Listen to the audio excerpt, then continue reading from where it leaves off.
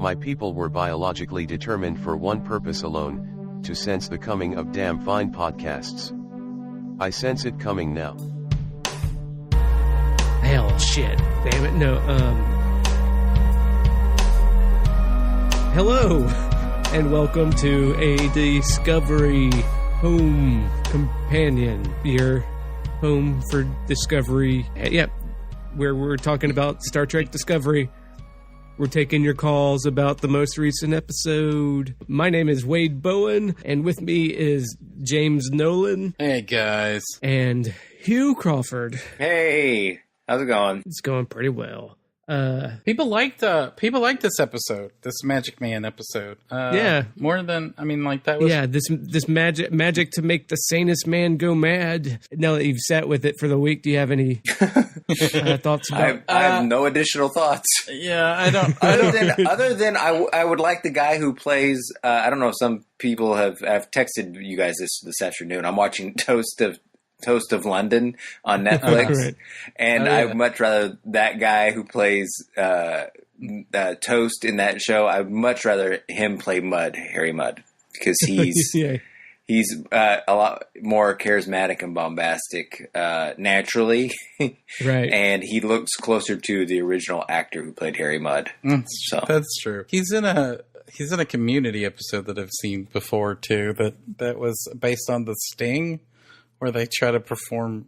Oh my it's God. all about cons. I have to watch that because he's fantastic. Does he have an American accent in that episode? No. He's He's never. Yeah. He's got the Toast voice. I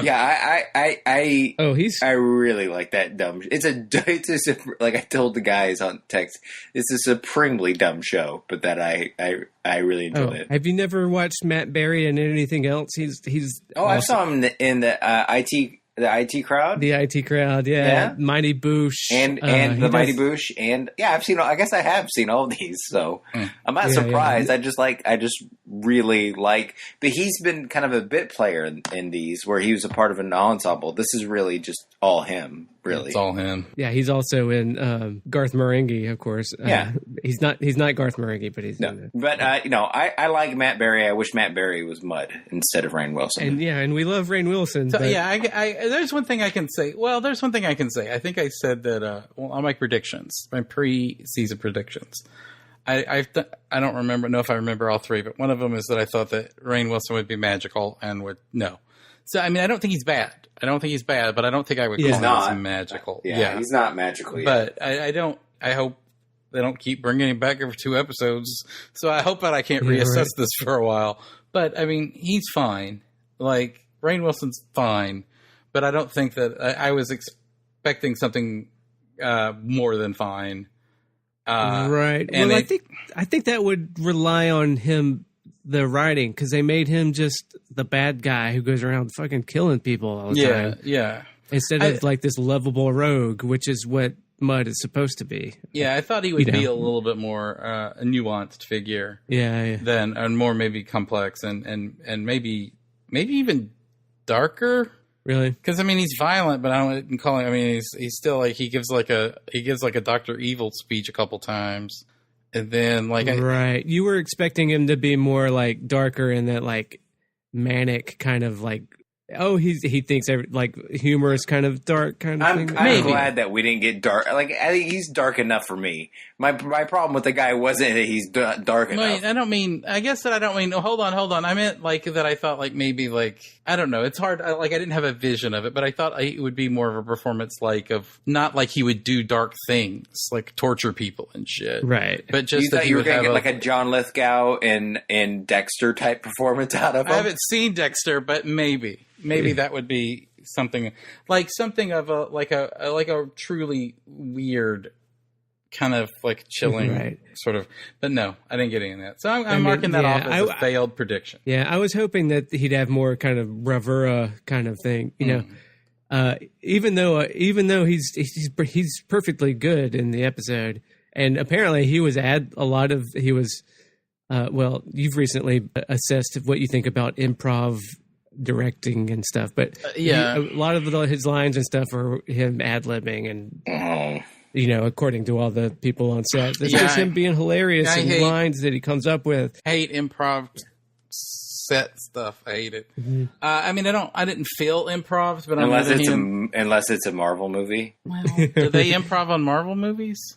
Iron Man was mostly improv. Oh, but it was mostly written on set, which is, I mean, that's a little different. But yeah, I mean, that's the only time that you've ever heard that. The movie wasn't a piece of shit. Apparently, Ragnarok was a lot of improv on there, not written on set. Yeah. Because they're doing goofy. Yeah. I mean, yeah. Okay, I'll watch it tomorrow. I'm not like that.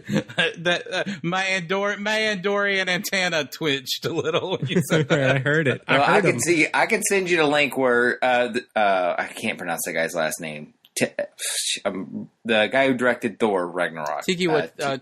Yes, Watiki is his last name. We can just call him Watiki. Yes.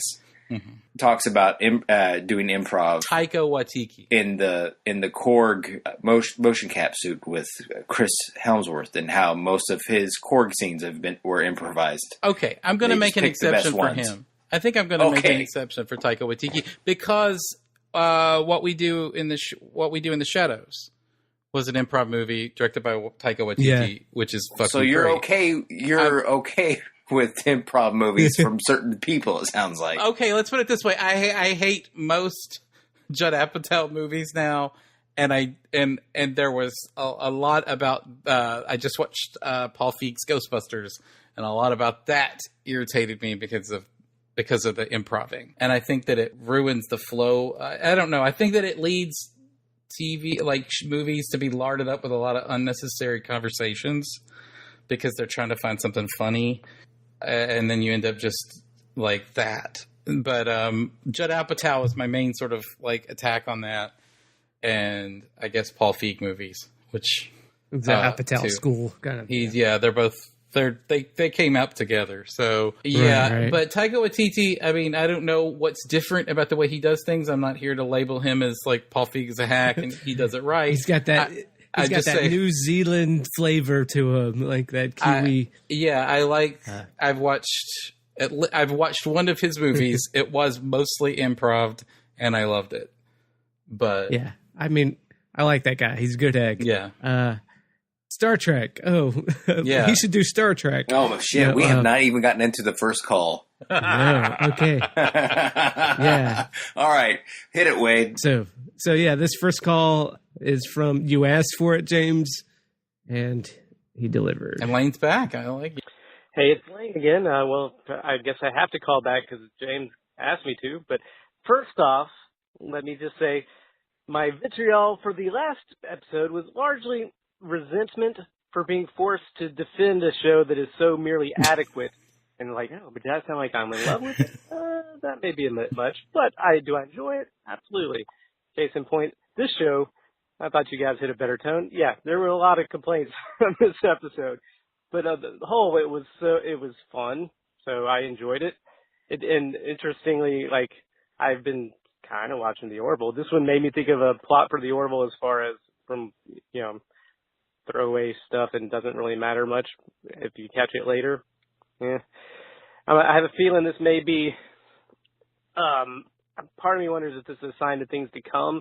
It's like we're going to get sort of serial shows with one-off episodes like this thrown in. And I wonder, because I feel like I heard an interview or one of those showrunners, they're going to resolve the Klingon stuff by the end of this season, which seems kind of nuts. And I wonder if they're kind of wanting to eventually get to more episodic, goofy shenanigans or not. They don't know what they want. But case in point, this episode's all over the place in tone. But at least it was fun, and we got to see Dwight Schrute get Groundhog Day killing people. So that was enough to sell it. But yeah, the flaws are there. Don't get me wrong. But it's fun. At least I'm always going to be interested enough based on this show. Okay, I liked, most stuff. I liked the concept, not the most original, but they executed it well, and then flubbed the ending. But anyway, wow, I've said a lot of nothing.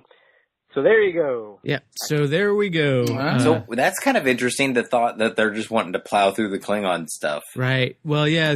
I thought if you were going to get 2 seasons, I guess they have to wrap it up. I guess that the Klingon War is going to last 1 season. Yep. No, they've said they're going to be done with the war this this season. Maybe like Lane was like, maybe they'll just start doing the one-off things. But Alex Kurtzman, I'm pretty sure, has said they've got the idea. There's something in this season that really the whole writer's room keyed in on, that they've got the seed for season 2, but they don't have it all. They don't have it broken or anything, so they don't have it plotted out. That's interesting. I bet it's Logic Extremists. Oh, I bet. Oh, yeah. Yeah, you're probably right.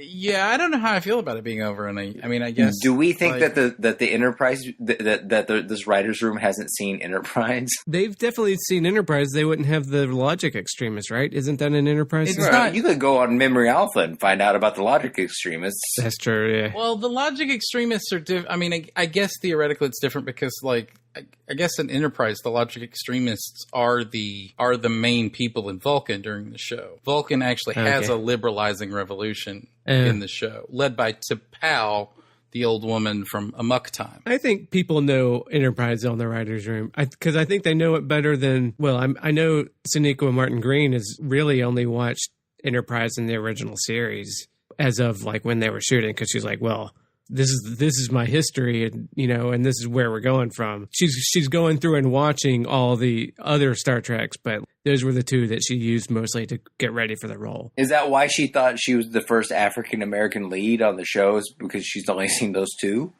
yeah, right. Because when she was doing press for it, she was like, somebody was saying, yeah. I think that she sometimes said I'm the first African American female lead. Yeah, she eventually. And then sometimes she would drop the female. And I think that I can see that if you're just doing a ton of press junkets over and over, you can. Yeah, I'm not criticizing her at all. Really, I'm just kind of. The internet, our corner of the internet blew a gasket when that happened.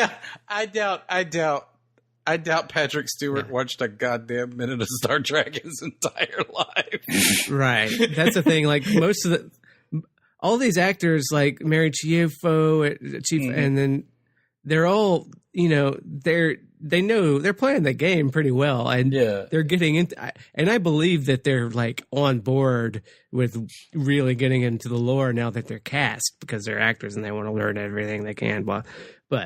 But they weren't Star Trek fans beforehand. I don't expect Chris Hemsworth to talk a lot about Walt Simonson's run on Thor. That's okay. These are actors. They have a craft. Exactly. Okay. Everybody, pretty much every Star Trek actor is in that boat. Where except for what's his name, Dr. Judge Dredd. Bones McCoy. Oh yeah. Carl Urban. He's great. Like the one guy that's like, yeah, he's the best. I love it. Yeah, he's the guy that's like, yeah, I'm going to the conventions, man. I love this shit. But Carl Urban, he exists on being on like all of your nerdy favorite things. Yeah, right. And I'm actually a little bit like bummed. It doesn't seem to be that his role on Thor Ragnarok is too big. Yeah. So I'm kind of bummed that he burnt his Marvel role. With this, but with what seems like a smaller role, but I mean, he's not even on the poster, I don't think. Right. So but he's been in enough. He's in Lord of the Rings and Star Wars and tons of other shit. But one of the things I was going to ask, because it seems like maybe not like you. I don't know. It seems like that people liked this episode more because it was serialized. And one time I asked the question, and I think that because it was serialized or because it was episodic. Episodic, sorry. And I asked the question, I think last week, and then Hugh defended it really quickly. And I want to ask it again with like a caveat: is Star Trek, unless someone really good is working on it, is really like breaking boundaries, is Star Trek a type of show? And like with the Orville and with this episode, like it makes me wonder if Star Trek is a type of show, except when the writer's room of Deep Space Nine in the last seasons, with a lot of money to work with, are doing something special. But that's really the only time that's happened, right? Yeah, I guess to most people, and maybe to a lot of Star Trek fans, you may be right. And so if someone was like a really ingenious TV creator, because that was the complaint against Deep Space Nine for the longest time, and why they put all their eggs into the Voyager basket, Voyager bucket. Because the nerds were pissed because it's not Star Trek. They don't go anywhere, and and it didn't feel like Star Trek. So, yeah. And so I wonder if Star Trek, what we're finding is it's not just like a cinematic universe, but it's a type of story. Yeah. And that maybe if you vary too much from that, unless you're doing it perfectly. Right. Well, I've said many times on the rules of acquisition, when we're talking about Deep Space Nine, specific episodes where I'm like, this is a great episode of television. It's not a very good episode of Star Trek, but it's a great episode of television. Right, and I think that's kind of what I mean when I'm saying that, because sometimes you can get a great episode of or sometimes you can get everything you want out of a Star Trek episode and it not be a good hour of television. Right. But it doesn't always go the other way. Yeah. My point is that you can get a great hour of television and not have it be Star Trek, but be in a Star Trek show. I think Deep Space Nine is a great example of that over and over again. Some of our favorite Deep Space Nine episodes don't have actual Federation people in it. It's like one of the best ones is when Quark goes to Kronos. Yeah. I mean, there's not a damn Federation thing happens for that whole 44 minutes. Yeah. It's just a Ferengi on the Klingon homeworld. And it's not a really good episode of Star Trek, but it's a great episode of TV. Yeah. Yeah, I guess part of if I were I guess I was the most negative about this past episode last week. And a lot of my complaints about it have been, they promised us, they were telling us over and over again how serialized it was going to be. And I was like, well, okay, then I want something as good as DS9 was, because I felt like that's possible. You get a great showrunner, and that's what you could do with Golden Age TV would be DS9 and not the Star Trek that we're used to. It'd be closer to DS9 than the rest of the Trek. And that's just like, oh, that's what I want in this. And then that's not what the aim of the people. Nobody on Discovery talks up Deep Space Nine as what they're trying to do with the show, because it's not what people think about when they Star Trek, because it's not Spock and Kirk and all that stuff. That's what they're focused on too. Probably to my terminal. I mean, to my terminal. Yeah, point. It's problematic. I feel like that's the noise gate for me, where it's like I'm tuning out. But nonetheless, looking at Deep Space Nine, I think that Renee Echeverria and Robert Hewitt Wolf are good TV writers. Yeah. I think Ira Stephen Bear is a good vision guy. I think he's sloppy on the page. I think he relies on tropes and tricks, but I think that when he envisions something, it's big. And then I think that Ronald D. Moore is just I watched this week. I watched the first 2 episodes of Outlander, and that show is not for me, but it is. That guy's a writer. He's really good at writing genre TV, and that's something that he's very, very good at.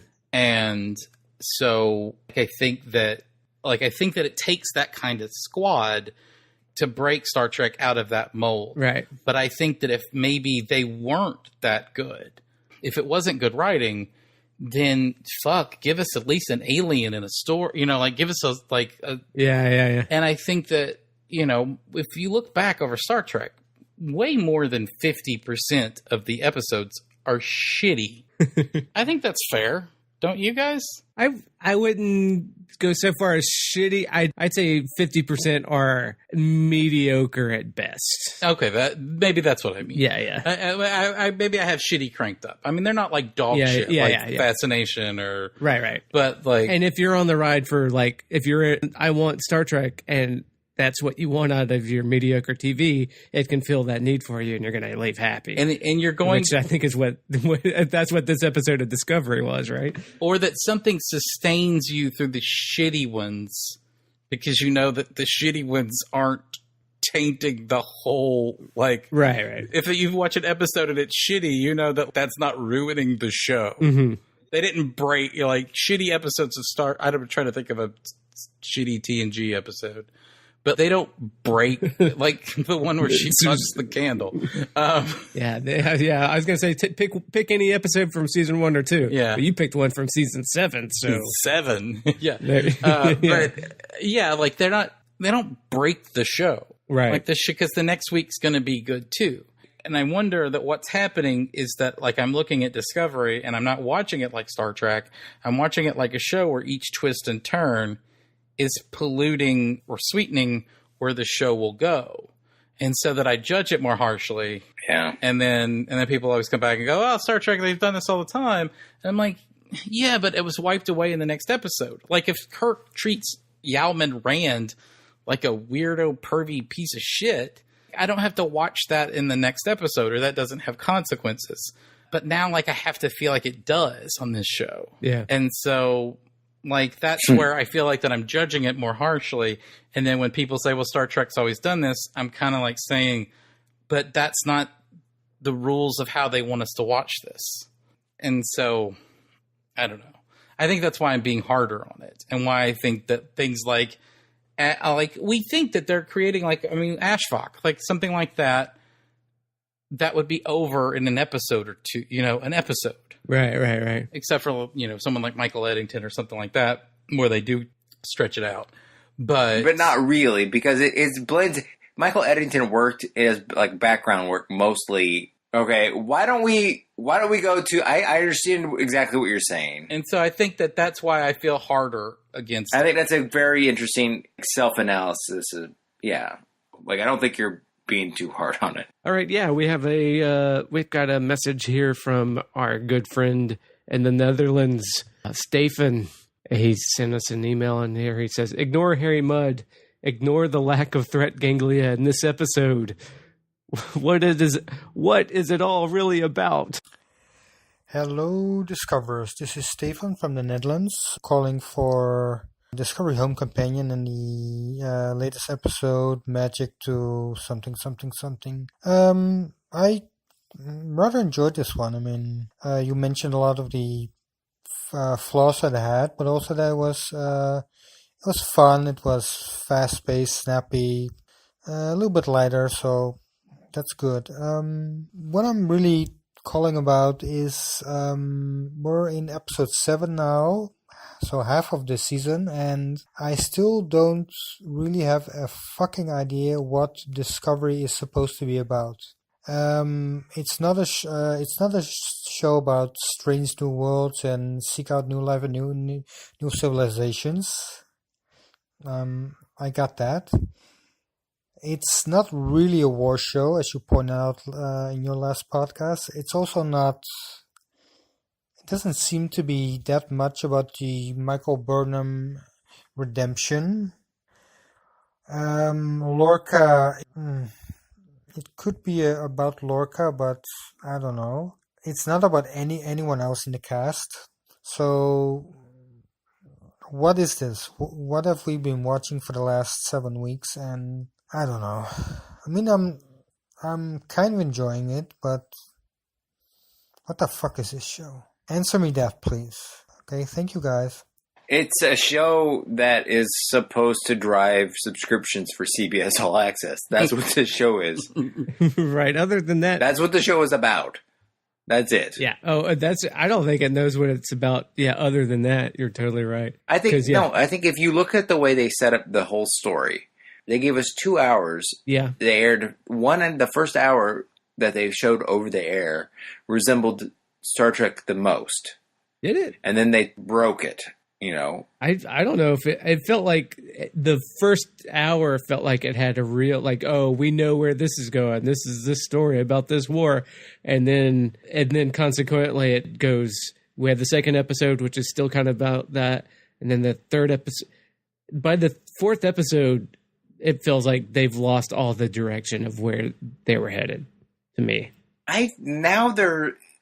We blew past Michael Burnham's redemption, and we're traded it in for Michael Burnham's romantic life. Right. Oh my God, you're right. You're right. Like, this last episode, like, she's at a party, and no one's giving her stank eye. There's no attempt to show that she doesn't fit in. It's fine. She just mutineered just a little, like a tad bit. Right. It's over. It's over. Yeah. They do throw in notes that she doesn't fit in, but it's all because of her. It's because I'm awkward and I'm weird but like the crew was like, yeah, come on, we're cool with you. Yeah. And That's weird. is like that's the end of the story. You're right. Now it's all about like her pussy.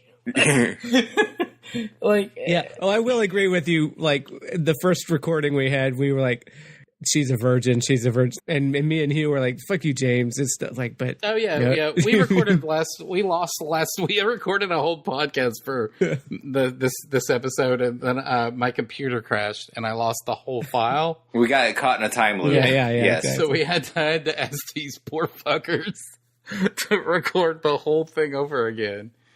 And that first time we were yelling about whether she was a virgin or not. That came up. So, and I'm still pretty solid that she's a virgin, and I'm not. I don't even know if it's important. I'm not judging her on it. I'm just saying. I've rewatched the show. I watched the first 40 minutes of it, and part of me wonders if initially that was the secret, and then one of the producers or somebody was like, we can't make that her secret. Yeah, you can't just say change it to make it something more TV. Make it more friendly. We'll just say she's never been in love, and then the writers may have been like, "But that's stupid." But no, we can't do that. We can't do that. Yeah, just say it. I was like, well, okay, because I could see the first draft being like, "I'm a virgin," and him being like, well, "Okay." And then it getting kind of dumbed down into I've never been in love. Well, also, it's a dumb secret because it's, subjective, but also it's something that that human beings are sort of programmed to guess about people. Yeah. It's not like tell me your email password and then I can come up and tell you that and then right. Give me some sort of concrete rock solid thing. But I'm not he goes and says you've never been in love. Well, if you know how to read people, you can that's right. What ghost talkers do, right? And when she reacts when he goes up and says that to her, she's like, what the fuck, man? Yeah, she doesn't react, and then he's like, you told me that was a secret, and she's like, oh, I did. Well, then I'm on board. Yeah. And her first response though is the believable, and she's like, why would you say that? I think is what she says to him. It's like, because you told me. He's like, oh, okay, I guess there is a time loop, but it's just weird.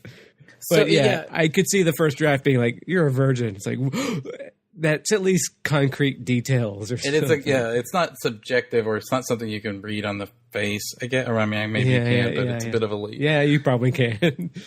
And I just think that the way they were sort of programming her was as a person who's never dealt with this. I think it's ridiculous to have her be a virgin, and I refuse to believe that she's a virgin. I think that she's had a shore leave. Why do you think it's ridiculous?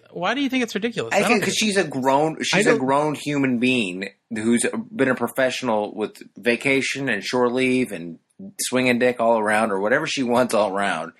If she wanted to get laid, she can get laid.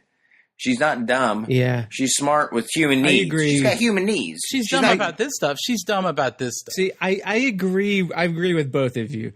I agree that to make it the crux of the whole thing, whether she's a virgin, I think that is the wrong move. Oh yeah, I would. Oh yeah, let's not do a whole episode on that. Yes, I don't want to. Yeah, I don't want to speculate. But I could see her still being. I bet you at one point she will tell Mary Weissman's character at one point when and where she caught some dick at some point. But I guarantee it'll be that Klingon. It'll be that dude's Klingon dick is what it'll be. Nah, well, they have like 2 of them according to the show or something, right?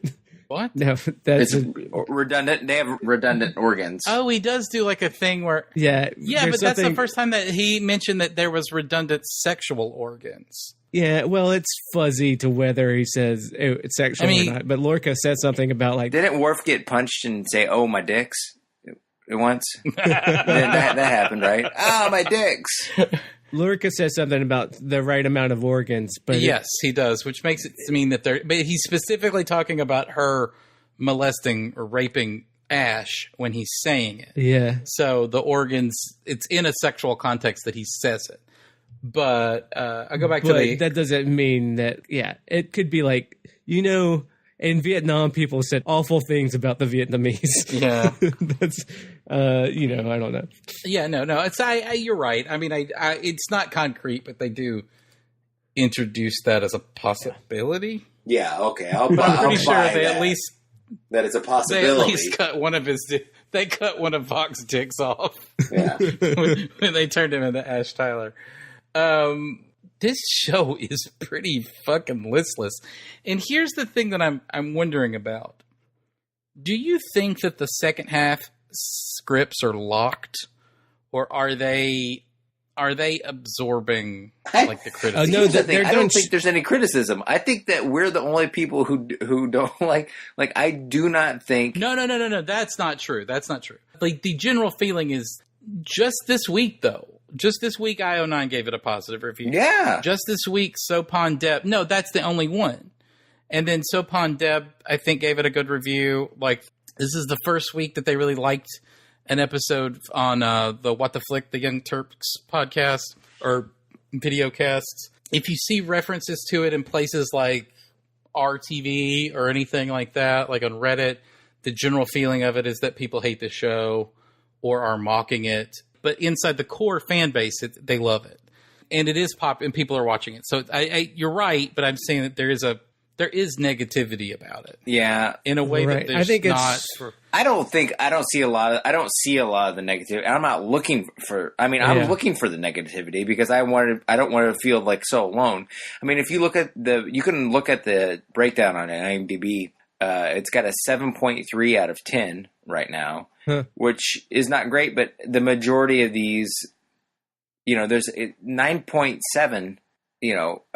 Almost 10% of the votes are 1 star. So it's like the people who hate it really hate it, and then everybody else likes it. And there is an Orville war. Yeah, there is with it right now. What is the general rating for Orville on IMDb? No, that's a very good question. I'm looking that up. But I got it. It's loading. Just bear with me.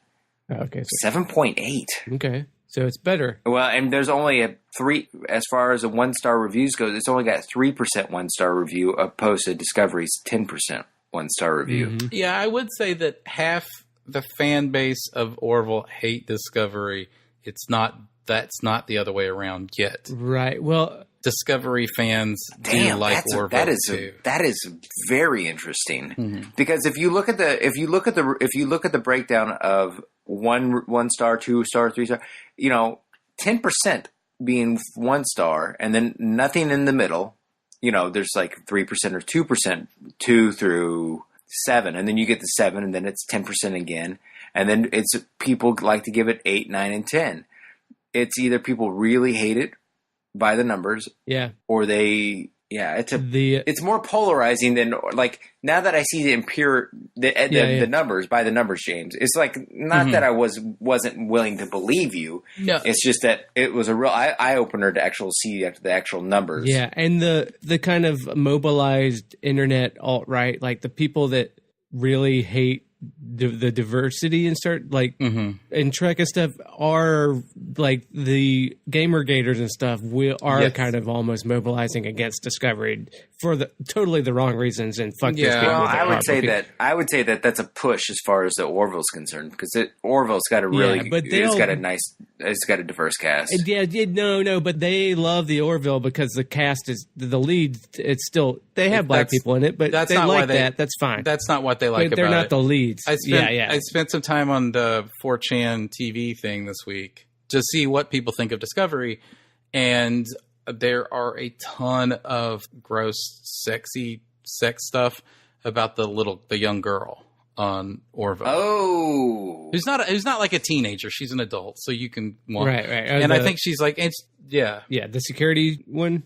Oh, so you think she's a quote unquote fan favorite? Yes, people are the 4chan guys love her, and in that way, so right, with that forehead and ears, so I mean, and she's a model. I mean, she's a pretty woman. I mean, she's also short as shit. But you know what? She's actually she's got a charisma about her. Like she may be my favorite thing about the show, and I don't. Like, she's not my type. Right. Well, what you like about her is not sexualized, especially. Yes. Yeah. Right. Yes. I don't particularly sexualize her. Adrian Padalecki. Fair enough, yeah. But like the mobilized kind of racist internet alt-right kind of push that are nerds Yeah, I'm calling you out, basement 4chan gamer gators.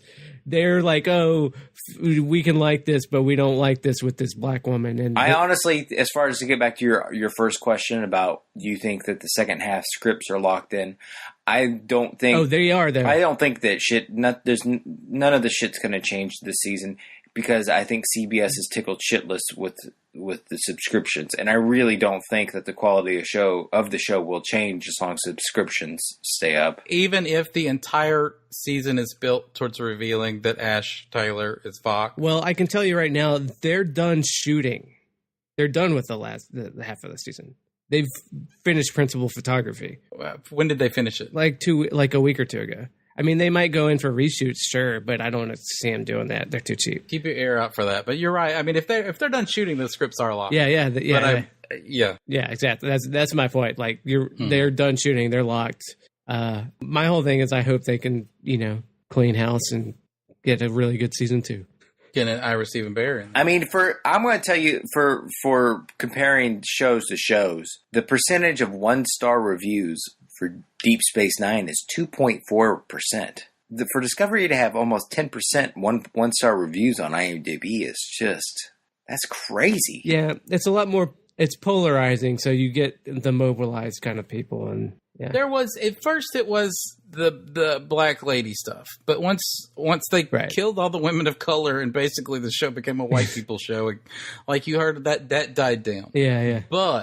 And if the actor playing Ash Tyler were white, right, I think you would hear, because you're hearing, I haven't watched all Stranger Things, but I guess there's an issue, like 4chan's upset with Stranger Things season 2. So, but I think that if the actor who played Ash were white... Jesus, Star Trek Enterprise, the 1-star, there's 2.5. It's just a... Oh, Enterprise? Isn't it? People hate Enterprise. No, they don't. I mean, almost 34... Not on the IMDb, they don't. All right, yeah. That's what I'm saying. There's a lot of your engagement of the Star Trek nerds on the internet is going to be these alt-right has a big push for nerd circles on the internet. No, I'm saying that I think that that's not the case. What it is now, because of Lorca. It's people like me and Hugh that are saying negative things about it now. That have the critiques that me and Hugh have. I agree. I think it's both. Possibly to get to 10%. Yeah. Voyager 1% reviews is 2.1. So, I mean, that's the average for Star Trek. But, yeah, this show's going nowhere. And I think, it's going it's going somewhere, but it seems to be going nowhere. It seems, and that's sort of the problem, I think, right? They're going to have big reveals now, and it's going to I'm very curious to how well because they said we have these big, oh my God, you're not going to believe what happens next kind of thing, these big reveals we have planned. And I'm afraid it's just going to be Ash Vok. The actors. Yeah, I'm afraid of that. Because we went through this with Westworld, where all these the actors and everybody was dropping hints, and they were saying, "Well, you just won't believe it. You just won't believe it." And I'm like, "Yeah, motherfucker, I believe it. I guessed it on the second episode. Like this is not. This is a slog. If you guess it in the first episode, it's a slog the rest of the way." We'll see if they kill Saru on Sunday. But that's true, and that'd be a waste of. Oh, Saru's probably not dying. I hope not. Yeah, Saru's outside of Jason Isaac being awesome, Saru's the best part of the show, right? I guess. Right. But it's hard to know because I don't know anything about him. People like Tilly. People respond to Tilly a lot, so probably a lot of Tilly in season 2. Yeah, the 4chan guys like Tilly. Some people hate Tilly, but I like Tilly. Yeah, a lot of people. Yeah, but she's a controversial figure, but in the good way. Yeah, you're a Tilly girl, or you're what's the name of the girl in the Orville? I don't know. You're a Tilly guy, or you're a that girl guy.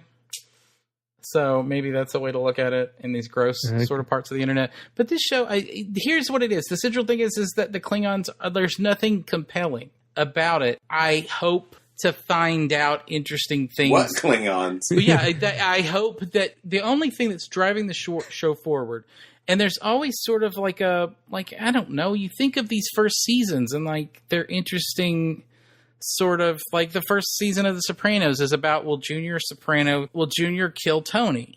Or will Tony have to kill his uncle who he loves close to his father.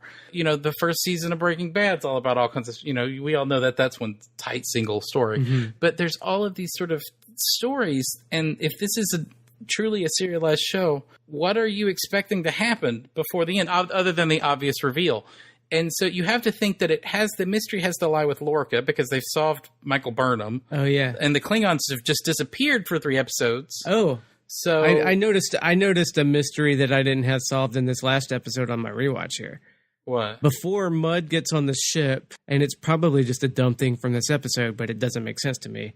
Before Mudd lands on the space whale, the lights go out, and Burnham says, wait, this is on a redundant power system. The lights shouldn't do that. Right. And they're in a party, and they're just like, oh, don't worry about it. I thought that was Mudd starting the time thing. That's what I thought it was too. Okay, then we're back to like this show is planning these things that we're unsure about, and we thought this episode didn't have that many, but this is one for me. Yeah, there's not clear storytelling episode to episode, or just there's what the things that are going on are not clear in the story. Yeah, I guess it makes sense but at the same time, it's clear enough for the story because that's just what happens in the story. Yeah. If you don't overthink it and don't notice the details, it's not a big deal. Yeah, exactly. But the only thing that you're hoping for is that Lorca. There's a mystery about Lorca, but we don't know what it is. Right. Like, well, that's a good mystery because we don't know. No, that's a bad. Or a bad one when it's stupid. We don't know what we don't know. We don't know what we don't know. Well, my point is it could go either way. It could be bad, or there could be clues there that we just haven't picked up on, and that would be great. That's what we complained about with West Wing. Westworld was like, we picked up on these clues and it was obvious to us. But it's not. It could be that it's a thing that it's there, but it's not obvious to us. And then that would be a good. It's not obvious, and I don't mean it's not compelling. I'm saying compelling like compels us forward to watch the next episode. If we don't know what it is, then we can't be compelled by it. Like before the Tony Jr. stuff went to a head in the season, you're watching Sopranos season 5, you're being compelled forward by the anticipation to see that storyline resolve. Right. And we don't have, I mean compelling in that way, not compelling like it's good. Right. Well, it might be good in the end. We don't know. Yeah, yeah. It's not compelling me right now. But it doesn't have to be compelling. If the rest of the show is compelling enough, we can have this mystery that we don't know about. It can be out of nowhere and drive us for a loop without having compelled us thus far when there's other stuff going on to get us. And then that's how things come out of left field and surprise you. I mean, that's how that works. You didn't see it coming. Yeah. Just because you didn't see it coming doesn't mean it's not compelling. I would agree with that, but you still have to have other stuff. You still have to have other stuff. I totally agree. Because like for instance, in Mad Men season 3, when that guy gets his foot ran over by a lawnmower, that was I awesome. Didn't see that coming. They didn't telegraph that an episode before, but that's not the thing. But I'm saying that this show. It's supposed to have an arc, a season arc, right? Yeah. Oh, we're agreed that is lacking. I don't know what it is, and I don't know what it is. It's hand waved away as it's Michael Burnham's arc, but her arc sucks. Yeah. But unless her arc is being fucked over for killing Tuvok, or what's his name, T'Kuvma. T'Kuvma, yeah. Yeah. So. Yep. All right. I don't know, guys. Yeah, I think. None of us do. Yeah. All right. Okay, so I think we've done enough for tonight. I think we've done enough. We'll have more opinions when we what's to secure peace. You must prepare for war, which is a line from a Metallica song. So okay, all right. Blah, blah, blah, blah, blah.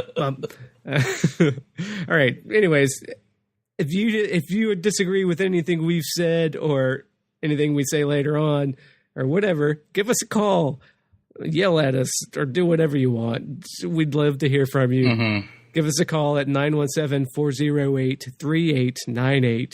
Let us know you're calling about a Discovery Home Companion, or shoot us an email and record something like Stefan did if you were international at rulesofacquisitionpodcast@gmail.com.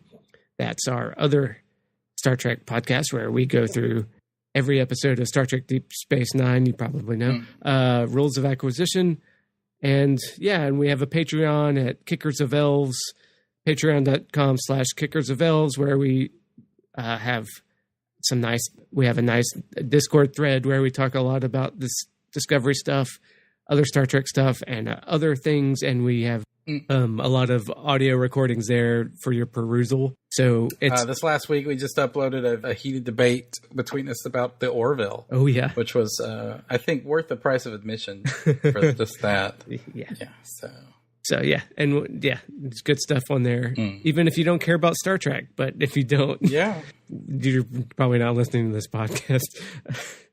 All right, got to talk about comics up there. If you want to hear about Art Spiegelman. We do a lot of comics about comics. Yeah. Yes.